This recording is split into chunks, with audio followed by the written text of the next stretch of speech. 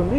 ఇప్పటికే దాదాపు 10 సంవత్సరాల నుంచి అపరిష్కృతంగా ఉన్న విభజన సమస్యలు ఏవైతే ఉన్నాయో షెడ్యూల్ 9, షెడ్యూల్ 10లో ఉన్న సంస్థలకు సంబంధించి వాటి విభజన అనేది ఈరోజు జరుగుతుందా లేదా అనేది కూడా తేలాల్సి ఉంటుంది. ఎందుకంటే 10 సంవత్సరాల్లో జరగని ఈ విభజన అనేది ఇప్పుడు ఒక కొలిక్కు మాత్రం వచ్చే అవకాశం అయితే కనిపిస్తుంది. స్పష్టంగా మనకు చెప్పాలంటే హైదరాబాద్లో ఉన్న చాలా విలువైన ఆస్తులు ఏవైతే ఉన్నాయో, బిల్డింగ్స్ ఉన్నాయి, ఆస్తులు ఉన్నాయి, సంస్థలు ఉన్నాయి, వీటన్నిటికీ సంబంధించి ఒక కొలిక్కి వచ్చే అవకాశం అయితే కనిపిస్తుంది. ప్రస్తుతం హెరిటేజ్ బిల్డింగ్ కావచ్చు, సిఐడి బిల్డింగ్ కావచ్చు, అదేవిధంగా ఆర్టీసీ బస్ భవనం ఉంది. ఇవన్నీ కూడా చాలా విలువైన భవనాలు. ఈ భవనాలన్నింటినీ కూడా వీటి అన్నిటికీ సంబంధించి వీటిని విభజించాల్సిన అవసరం ఉంది.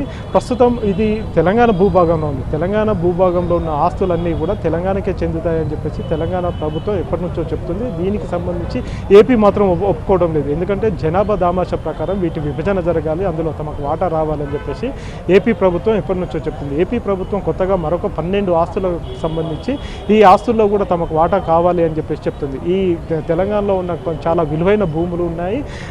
ఆ భూములకు సంబంధించి కూడా ఆ భూముల్లో కూడా తమకు వాటా ఉంటుందని చెప్పేసి ఏపీ ప్రభుత్వం చెప్తూ వస్తుంది. కానీ తెలంగాణ అందుకు ఒప్పుకోవడం లేదు. ఈ విషయానికి సంబంధించి ఇప్పటికీ తెలంగాణ రాష్ట్రం ఏర్పడిన 2014 జూన్ 2వ తేదీ నుంచి ఇప్పటి వరకు ఢిల్లీ వేదికగా 30 సమావేశాలు అయితే జరిగాయి. ఇవన్నీ కూడా కేంద్ర స్థాయిలో జరిగాయి. కేంద్ర అధికారులు, కేంద్ర సంస్థల అధికారులందరూ కూడా ఈ సమావేశాల్లో పాల్గొన్నారు. కానీ ఇప్పటి వరకు కూడా దానికి సమస్యకు పరిష్కారాన్ని కేంద్రం చూపలేకపోయింది, ఇరు రాష్ట్రాలు కూడా చూపలేకపోయినాయి. ప్రస్తుతం ఏపీకి సంబంధించిన ఏపీ రాష్ట్ర ముఖ్యమంత్రి చంద్రబాబు నాయుడు ఇటీవలి కాలంలో తన ట్విట్టర్ వేదికగా కూడా ఒక లేఖను విడుదల చేశారు. ఆ తర్వాత దాన్ని రాష్ట్ర ముఖ్యమంత్రి కార్యాలయానికి కూడా అందజేయడం జరిగింది.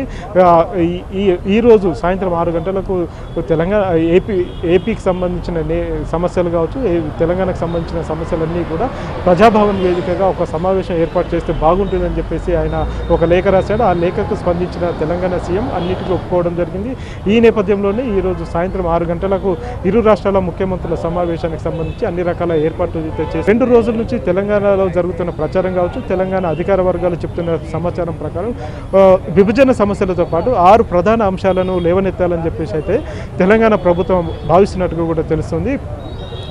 7 మండలాలు ఏవైతే ఉన్నాయో ఖమ్మం జిల్లాకు సంబంధించి, ఉమ్మడి ఖమ్మం జిల్లాకు సంబంధించి 7 మండలాలు విభజన సందర్భంగా అవన్నిటిని కూడా ఏపీకి పంపించడం జరిగింది, ఏపీలో విలీనం చేయడం జరిగింది. ఆ 7 మండలాలన్నింటినీ కూడా తిరిగి తెలంగాణకి ఇవ్వాలని చెప్పేసి తెలంగాణ ప్రభుత్వం డిమాండ్ చేసే అవకాశాలు ఉన్నట్టుగా కూడా తెలిసింది. ఇవే కాకుండా టీటీడీ తిరుమల తిరుపతి దేవస్థానానికి సంబంధించిన ఆస్తులు కావచ్చు, వాటన్నిటి అంశాల్లో సగభాగం తమకు ఇవ్వాలని చెప్పేసి తెలంగాణ ప్రభుత్వం కోరే అవకాశాలు ఉన్నట్టుగా కూడా తెలిసింది. వీటితో పాటుగా కృష్ణా జిల్లాల్లో వాటాలు ఏవైతే ఉన్నాయో, కృష్ణా జిల్లాలో వాటాలు ఇప్పటి వరకు 299 టీఎంసీలు మాత్రమే తెలంగాణకు కేటాయిస్తూ వస్తున్నారు. అవి కూడా పూర్తిగా సరిపోవడం లేదు. వాటన్నిటిని కూడా యూటిలైజ్ చేసుకోలేని పరిస్థితులు తెలంగాణ ఉంది. కాబట్టి ఇకనైనా తెలంగాణకు 558 టీఎంసీల నీటిని ఇవ్వాలని చెప్పేసి అందుకు సాంకేతికపరమైన ఆధారాలను, మిగతా ఆధారాలన్నిటి వివరాలను కూడా తెలంగాణ ప్రభుత్వం చూపిస్తూ వస్తుంది. ఎందుకంటే తెలంగాణ భూభాగంలో ఎక్కువ శాతం కృష్ణా వాటర్ పారుతుంది. కాబట్టి కృష్ణా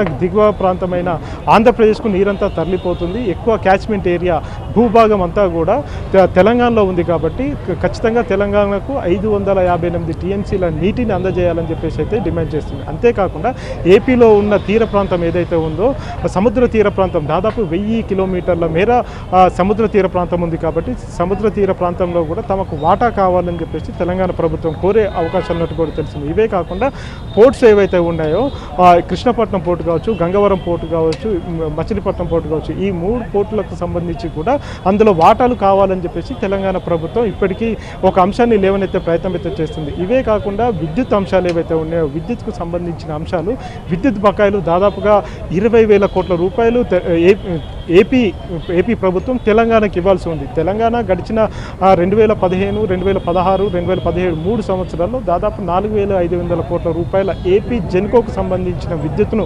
వాడుకుంది. కాబట్టి తమకు ఒక 4,500 కోట్ల రూపాయలు తెలంగాణ నుంచి రావాలి, అవి బకాయిగా ఉన్నాయని చెప్పేసి ఏపీ వాదిస్తూ వస్తుంది. అయితే ఏపీ వాదించినట్టుగా వాటన్నిటికీ ఆ 4,500 కోట్లతో పాటుగా అదనంగా అయ్యే సర్ఛార్జీలు కావచ్చు, క్యారీ ఫీజు కావచ్చు, వాటన్నిటిని చెల్లించేందుకు తాము సిద్ధంగా ఉన్నాము.